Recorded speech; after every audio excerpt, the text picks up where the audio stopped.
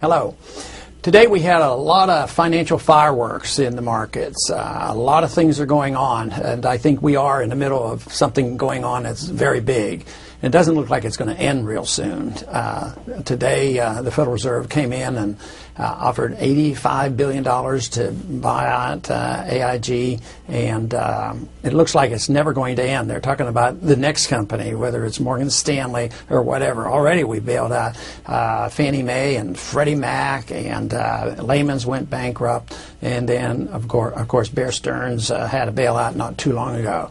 And we're talking about big bucks. We're not talking about hundreds of millions or even hundreds of billions now. We're talking about trillions of dollars.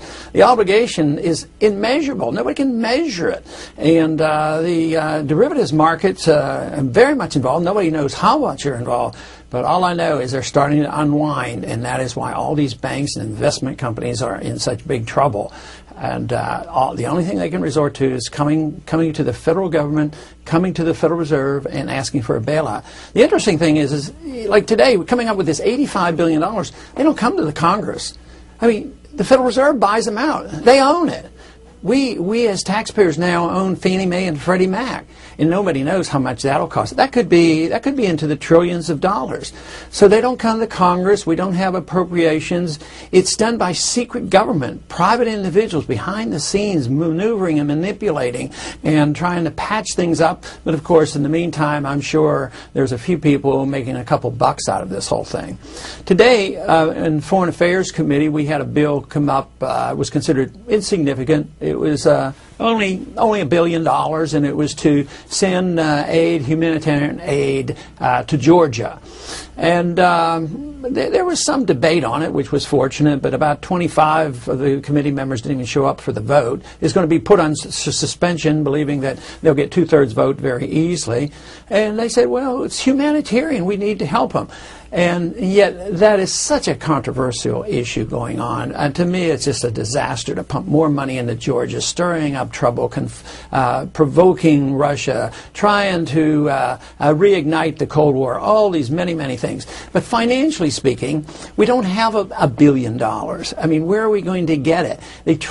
They're going to appropriate and authorize this money, but they're not going to raise taxes in the next few months to pay for this, and they'll probably have to borrow it, or get it from the Federal Reserve some way, just monetize some debt and get more money. But with all the problems that we have in this country, the infrastructure in this country, we're still going around the world looking for more problems. So in a way, this casualness on how we spend $1 billion overseas in foreign aid for humanitarian purposes, which in reality is military support for that government who's supposed to, in return, protect an oil pipeline in that country. And even this bill actually stated that it had something to do with the pipeline.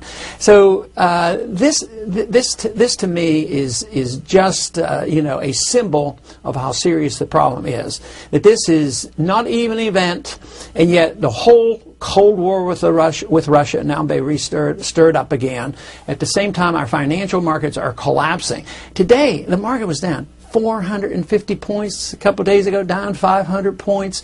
Gold, I mean, finally people got some sense and said, hey, this can't help the dollar. When they bailed out Fannie Mae and Freddie Mac, the market, and this was in collusion with the Chinese, because the Chinese were getting worried because they held so much of these securities. So we had to bail them out as well to protect our dollar. So the Chinese government and the American government were in bed together, and the immediate reaction there was a tremendous boost in the dollar.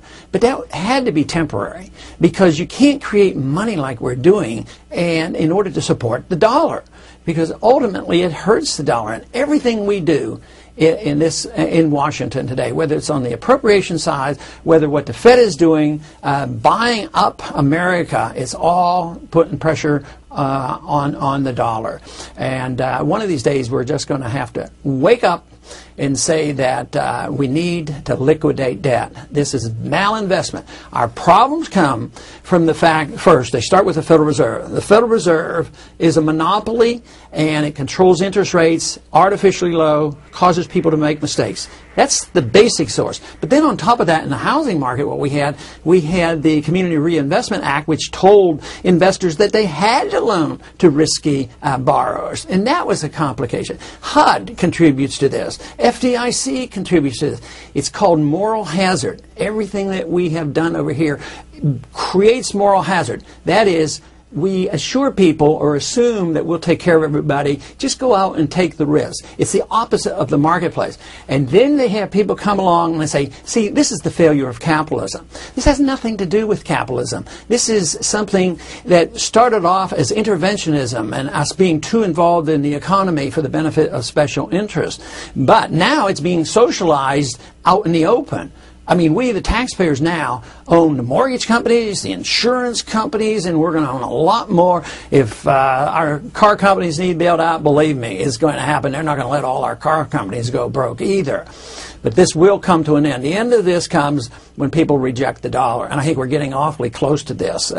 When you see the movement we're seeing in the markets today, we know that there are serious problems out there. And Congress basically are oblivious. They have no idea what's going on. Matter of fact, I'm not even sure the Federal Reserve has any idea what to do about this. They've been manipulating and maneuvering for their benefit over the years, but eventually the market wins out. And right now, I think the market is saying that this is so serious and so big that we better be prepared. And the reason why this is so important, if we care about people in a humanitarian sense, what you want to do is protect their value of the money. Just think of the third world nations when they have total runaway inflation. The middle class gets wiped out. And today, what we're seeing today is the middle class being jeopardized by this type of system we have of unlimited spending, unlimited debt, unlimited creation of new credit. So it's time that we wake up. Matter of fact, I think a lot of people are waking up and starting to realize this, but also there's a lot of people starting to panic. But the answers are there. The answers are in the free market and the sound money in our Constitution. So if we did that, we could solve these problems. But so far, we haven't seen very many people resorting to going back to the basic principles of the marketplace, capitalism, and our Constitution.